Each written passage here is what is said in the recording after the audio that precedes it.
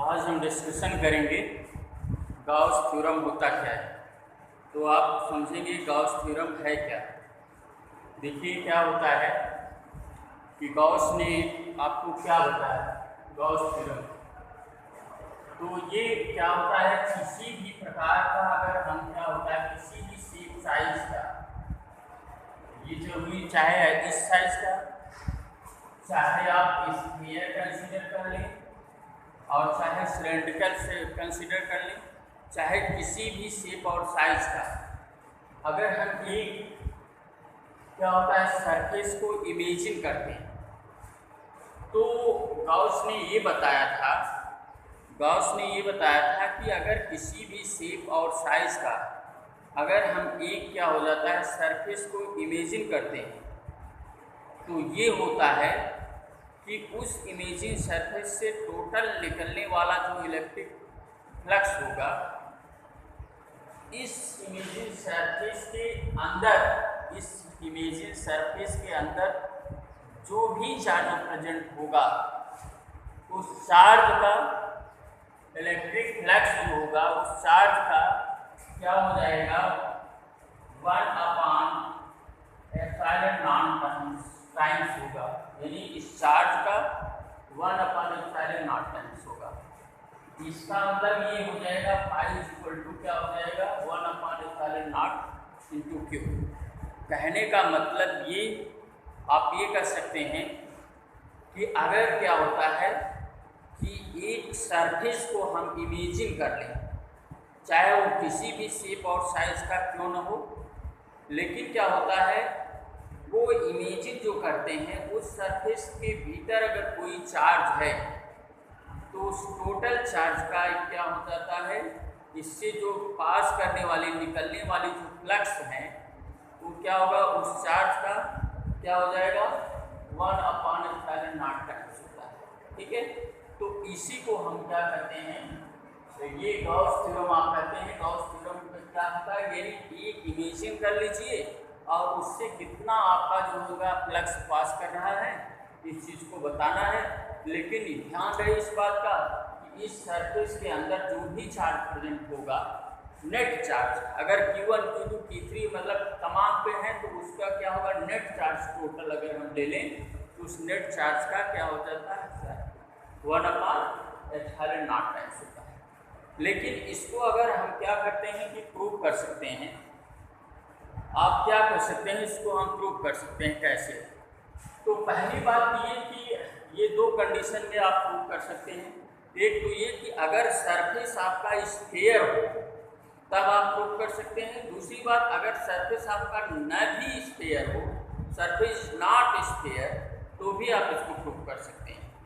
देखिए जब सरफेस आपका स्फीयर में हो तब के लिए हम प्रूव करके दिखाते हैं तो गाउस थ्योरम होता क्या है। तो जब when a surface is sphere, तो यहाँ पे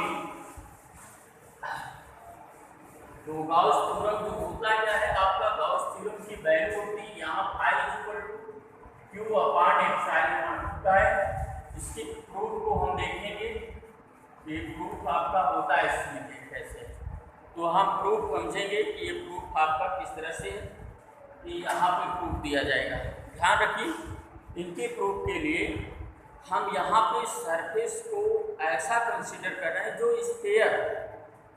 अभी देखिए दूसरे पॉइंट में ये भी हम बताएंगे आपको कि जब सरफेस आपका स्फीयर न रहे तो भी आप क्या करते हैं इसको प्रूव कर सकते हैं। लेकिन व्हेन अ सरफेस, तो पहली कंडीशन ये कि when a surface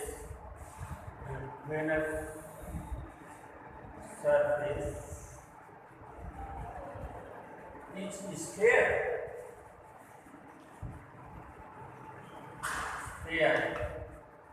when a surface is sphere, अगर आपका सरफेस क्या हो जाएगा स्फीयर हो तब के लिए क्या हो।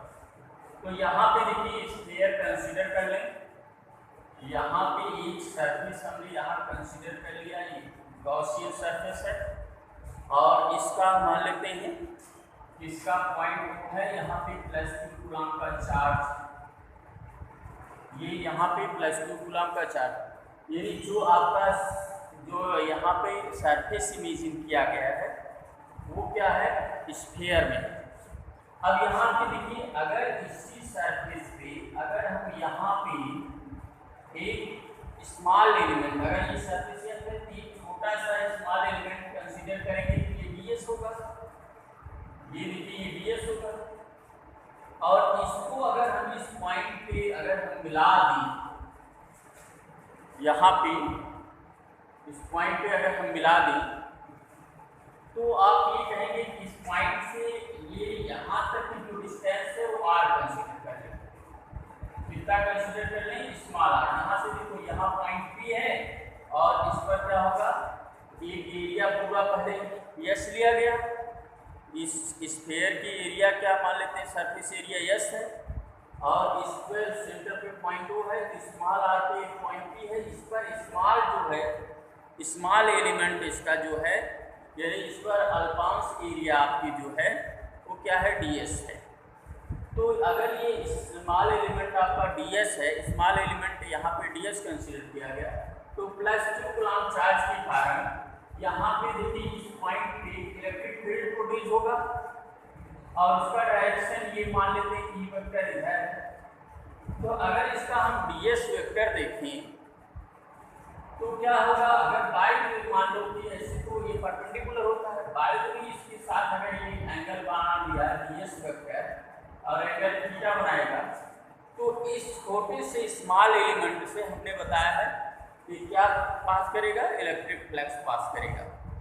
तो ये जो आपका इलेक्ट्रिक फ्लक्स पास करेगा, उसी इलेक्ट्रिक फ्लक्स के लिए यहाँ पे देखिए क्या हमने बताया है, ये वेक्टर क्वांटिटी, यह वेक्टर क्वांटिटी, दोनों का अगर हम डॉट प्रोडक्ट लेंगे तो यहाँ से कितना इलेक्ट्रिक फ्लक्स पास कर रहा है ये हमको पता चलेगा।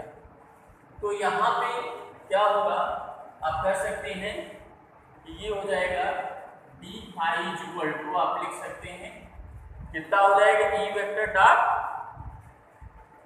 ds वेक्टर, ये आ जाएगा E vector dot ds vector आ जाएगा। ये हो जाएगा d फाई इक्वल टू, यहाँ पे आप लिख सकते हैं E ds cos थीटा हो जाएगा, ये पूरा मान ले, E ds cos थीटा हो जाएगा। अब देखिए, अगर मान लेते हैं E वेक्टर और ds वेक्टर दोनों के बीच का एंगल क्या हो, दोनों एक ही डायरेक्शन में हो, यानी दोनों एक दूसरे के लंब, तो थीटा तब तो 0 हो जाएगा ना। यहाँ पे ये थीटा इक्वल टू 0 डिग्री, तो d फाई इक्वल टू आपको मिलेगा E ds मिल जाएगा। यहाँ का 0 की वैल्यू, तो d फाई इक्वल टू आपको क्या मिलेगा, E ds आ जाएगा। ये बात है, d phi equal to E ds आएगा। ये आपका क्या हुआ, ये इस स्मॉल पार्ट से जो आपका फ्लक्स जो है पास करता है वो निकल गया। लेकिन क्या है, अगर होल से निकलता है तो आप इंटीग्रेशन कर दीजिए, इंटीग्रेटिंग ऑन बोथ साइड, तो आप ये इंटीग्रेशन आप करेंगे, ये आपका आ जाएगा d phi equal to, E constant है बाहर ले लें, और इंटीग्रेशन ऑफ ये हो जाएगा ds। तो ये आपका आ जाएगा यहाँ पे, ये इसका इंटीग्रेशन जब करेंगे तो ये आएगा आपका फाई, और इसका आ जाएगा s। तो यहाँ पे आ जाएगा, ये क्या लिख सकते हैं आप कि फाई इंटू क्या हो जाएगा, फाई इंटू यस लिख देंगे, phi equal to E into S आ जाएगा। अब देखिएगा, अगर ये phi equal to E into S आ गया, तो आप देखिए यहाँ पे O पे +2 कूलम्ब का चार्ज है, और इसकी डिस्टेंस स्मॉल r है, पॉइंट P से और O के बीच की जो डिस्टेंस है वह स्मॉल r है। तो स्मॉल r पे पॉइंट P पे इलेक्ट्रिक फील्ड प्रोड्यूस हो रहा है। तो आप जानते हैं कोई भी स्फीयर हो, अगर सेंटर से आप लेंगे तो रेडियस आपकी कहीं भी कांस्टेंट होगी, रेडियस कांस्टेंट है, तो यहाँ पे इलेक्ट्रिक फील्ड जो प्रोड्यूस होगा वो भी कांस्टेंट होगा। इसीलिए हम इसको कांस्टेंट मान के इसको बाहर कर दें, लेकिन इसकी वैल्यू तो रखेंगे। अब intensity of electric field due to point charge या electric field due to point charge हम पढ़ चुके हैं। तो E की वैल्यू यहाँ पे क्या आएगी, इस चार्ज के कारण E की वैल्यू होती है फार्मूला E = 1/4πε0 Q/r²।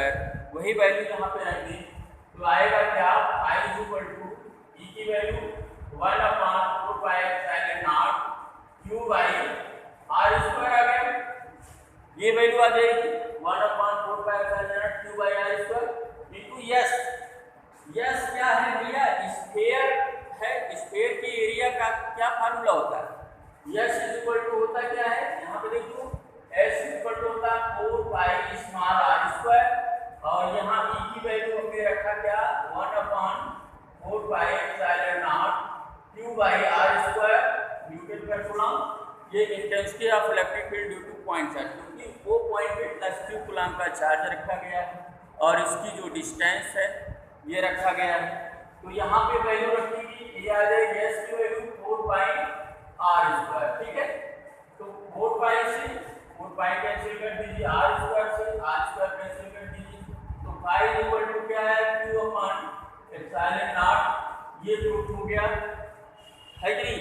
ये कब कंडीशन में प्रूफ हुआ, जब आपका क्या हो जाएगा, सरफेस कैसा हो, स्फीयर, ठीक है। तो स्फीयर के लिए ये कंडीशन है फाई इक्वल टू q/ε0।